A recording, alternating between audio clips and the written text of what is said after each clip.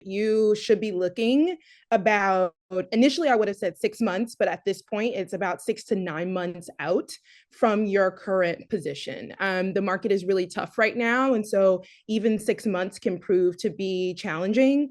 And I think that particularly if you're early in your career, like a fifth year or below, you really do want to be setting yourself up to think about, okay, I'm at this role. How much longer do I want to be here? What are the exact skills that I want to gain while I'm here that I can then leverage in the next role?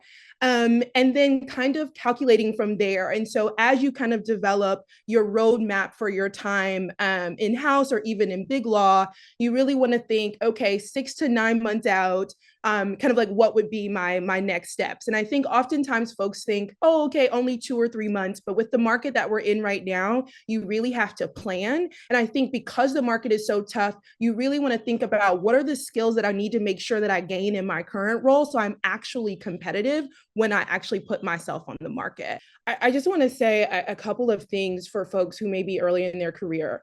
When I wanted to go in-house, I was working 80 to 100 hours a week, right? Like big law is absolutely brutal. And so you may be asking, well, how do I even have the time to do this networking? Like, how do I reach out? Like, how do I do the panels? And to be honest, I think you have a couple of options. I actually ended up leaving Fenwick and West without something else in the moving forward because I had a bit of confidence and believed in myself, but also there was just no time. And so sometimes you have to plan from an economic standpoint to take time off to actually get on the market if you don't have time when you're in big law, or you can leverage your vacation days to be able to, start making connections, setting up those calls during your vacation time to kind of like move forward. So I just wanted to insert a little bit of that kind of like practical 1-2 step to supplement this advice on like, if you don't have time, like these are some of the routes you can take in order to get there so that you can make the transition efficiently. So for those who are early stage in their career, you may be thinking like, oh my God, like how am I supposed to figure this out? Listen, so the thing that Tyler mentioned was that I have this series where I write on LinkedIn to help Gen Z and millennial attorneys be able to find jobs without kind of like burning out. And so go look on my LinkedIn profile. Here's a few things. We're researchers at heart, right? As someone recently said that lawyers are basically LLMs, and I thought that was like amazing.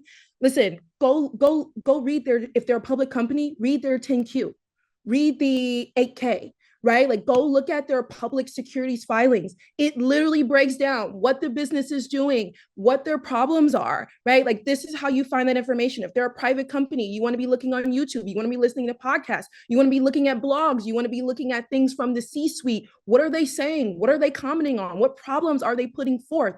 Do your research and you will figure it out. And then take a step back and think, again, to Jennifer's point, what are my opinions on this?